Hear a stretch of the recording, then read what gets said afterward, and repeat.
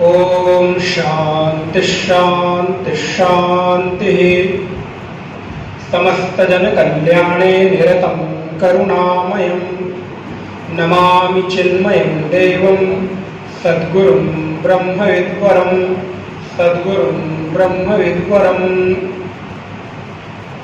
विश्व हिंदू परिषद की स्थापना दिवस का ये पवित्र मंच पर मंचस्थ इस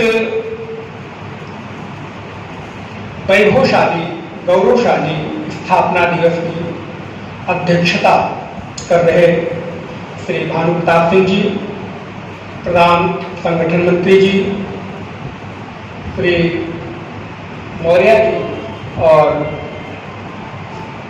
साथ में बैठे वीरेंद्र जी और हमारे सबसे वाम पार्श्व में विद्यमान माता जी, समुपस्थित समस्त वैदिक सनातन हिंदू धर्म में अपनी आस्था, अपनी निष्ठा, अपनी श्रद्धा, अपनी सेवा और समर्पण करने वाले आप सभी उपस्थित मेरे भाइयों एवं बहनों,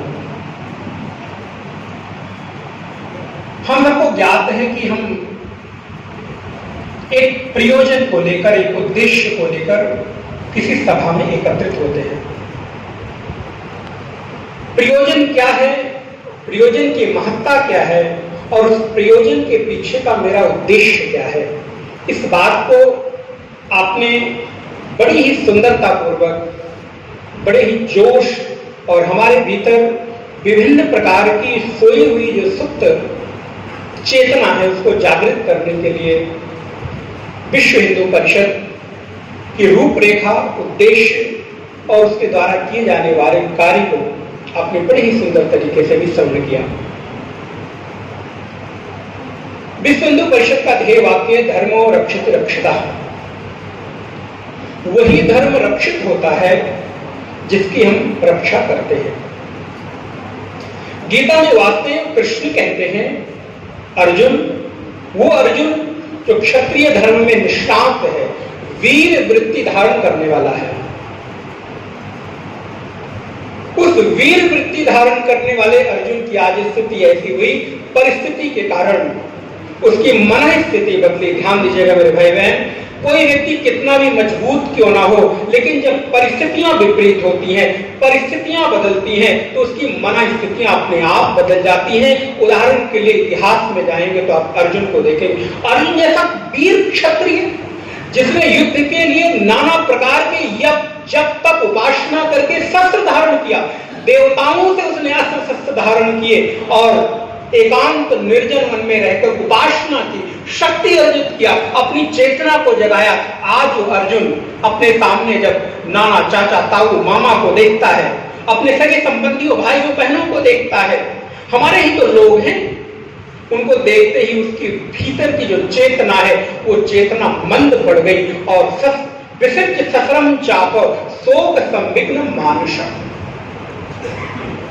अस्त्र शस्त्र को त्याग करके रथ के पिछले हिस्से में जाकर अर्जुन शोकग्रस्त, और शोकग्रस्त ही नहीं, मानसिक अवसाद का सर्वप्रथम अगर कोई रोगी दिखाई देता है तो अर्जुन दिखाई देता है, जो प्राप्त परिस्थिति में उसको युद्ध करना चाहिए वो कायर बनकर, भगोड़ा बनकर युद्ध और कर्तव्य और धर्म का परित्याग करके पीछे जाकर मुंह लटकाकर बैठ गया, मानो कोई मनोरोगी हो। आज ऐसा अर्जुन, जो अर्जुन के भीतर क्षत्रिय धर्म, वीर धर्म, जिसके लिए उसने जब तक उपासना की, वो भूल गया और रथ के पिछले हिस्से में जाकर मधुसूदन केशव के सानिध्य में मुंह लटकाकर बैठ गया है। मानो कि उसके भीतर किसी भी प्रकार की चेतना ना हो।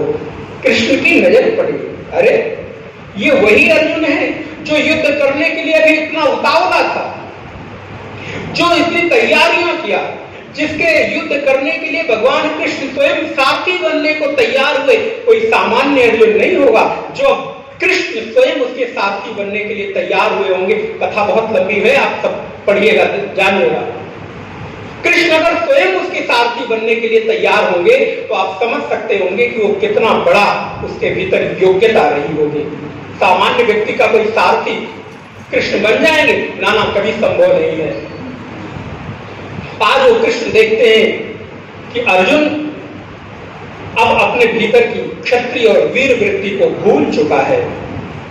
भगवान ने बहुत समझाने की कोशिश की, अर्जुन को कोई चेतना जागृत ना हो, थोड़ा बहुत देखे और फिर मुंह लटका के बैठ जाए, धनुष बाण को किनारे कर दिया और ऐसा लगता है कि अर्जुन अब युद्ध नहीं करेगा और अर्जुन इस बात को स्वीकार करता है। अर्जुन कहता है, प्रभु न चैतत एतत् विद्मः गरीयसा कार्पण्य दोषो पहत स्वभाव। अर्जुन ने अपने जीवन की उस कृपणता को, कायरता को, अपने भीतर भगोड़ेपन को स्वीकार किया और प्रभु मेरे से ये युद्ध नहीं होगा। मैं भिक्षा मांग कर, ध्यान देना मेरे भाई बहन, जिसके भीतर साम्राज्य स्थापित करके महाराज बनने की संभावना हो, कृष्ण स्वयं उसको संचालित कर रहे हो, जो स्वयं पूरी प्रजा का पालन करने में समर्थवान हो, आज वो कहता है मैं भीख मांगकर, भिक्षा मांगकर जीवन यापन कर लूंगा कृष्ण, लेकिन युद्ध न करूंगा। न चा एतत् विद्मः कतरो गरीयसा, मैं इन खून से सनी हुई आटे की जो रोटियां बनेगी वो ऐसा लगेगा कि ये आटे की रोटियां पानी से नहीं सनी हुई है, बल्कि हमारे अपनों के रक्त से सनी हुई रोटियां हैं। इसको मैं खाकर साम्राज्य का भोग नहीं करना चाहता। मैं भीख मांगकर भिक्षा जीवन जीकर जंगलों में निवास कर लूंगा, युद्ध न करूंगा। अर्जुन को देखकर भगवान को थोड़ी मुस्कुराहट हुई। और मेरे भाई में ध्यान रहे, जब रोग होगा तो रोग का निदान करने वाला वैद्य भी जरूर इस संसार में आपको मिलेगा। आपके भीतर का रोग क्या है, सबसे पहले वो पहचाना जाना चाहिए। भगवान ने अर्जुन का रोग पहचाना और उसके भीतर की वीर वृत्ति को जागृत करने के लिए अर्जुन जैसे महाबाहु को, अर्जुन जैसे महाशक्तिशाली व्यक्ति को प्रभु कहते हैं, गीता के दूसरे अध्याय का 6-7वां श्लोक आप देखिएगा, क्लैवेन्मस्मगमः पार्थ नैतत्त्वयुपपद्यते क्षुद्रम हृदय दौर्बल्यम त्यक्तोत्तिष्ठ परंतप। हे परंतप अर्जुन, तू क्षुद्रता को प्राप्त हो गया है, कायरता को प्राप्त हो गया है। और ध्यान रहे, एक और अगला वाक्य जो कृष्ण ने कहा, क्लैवेन्मस्मगमः पार्थ, तो क्लैव्य हो गया है। और क्लैव्य को अगर संस्कृत में आप न समझ पाए तो हिंदी अनुवाद कर देता हूं। क्लैव्य का तात्पर्य होता है नपुंसकता। तो नपुंसक हो गया है। और एक क्षत्रिय को तो, एक वीर को तो छोड़ो, यहां बैठा हुआ कोई भी सामान्य से सामान्य व्यक्ति हो, कमजोर भी व्यक्ति हो, यदि उसको इस बात को कह दो तो नपुंसक हो गया, तो उसके भीतर की वीर वृत्ति जागृत। क्योंकि कोई पुरुष इस बात को सुनने को तैयार नहीं होगा, राजी नहीं होगा कि उसको कोई उसको नपुंसक कहे। किसी समाज को, किसी व्यक्ति को आप नपुंसक कहे, वो कभी बर्दाश्त नहीं कर सकता। लेकिन जब भगवान ने कहा तो नपुंसक हो गया है, अर्जुन के भीतर मानो थोड़ी अंगड़ाई आई, प्रभु आप क्या कह रहे हैं, क्षत्रिय है, वीर है। और प्रभु ने उसको उपदेश दिया। मैं आगे की बस खाली एक लाइन जो आपको दिखाना चाहता हूं, बताना चाहता हूं। अर्जुन ने नाना प्रकार के प्रश्न किए। कृष्ण कहते हैं, अर्जुन उठ, माम अनुस्मर युद्ध,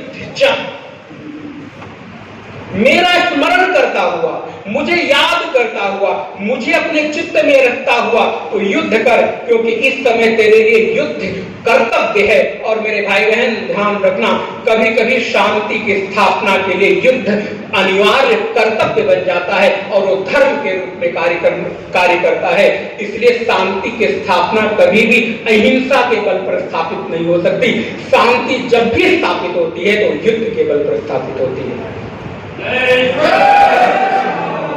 चाहे महाभारत का युद्ध हो, राम मर्यादा पुरुषोत्तम भगवान श्री राम, अरे एक पत्नी ही तो है, एक स्त्री ही तो है, चली गई तो चली गई, क्या है, हमको किस स्त्री की कमी है, और आ जाएंगे, वो तो महाराज हैं, उनको किस चीज की कमी थी। अगर वो भी ये सोचते क्यों मैं जाऊं युद्ध करूं और क्यों मैं नाना प्रकार के कर्तव्य कर्म करूं, क्यों पुरुषार्थ करूं, तो आज राम न होते।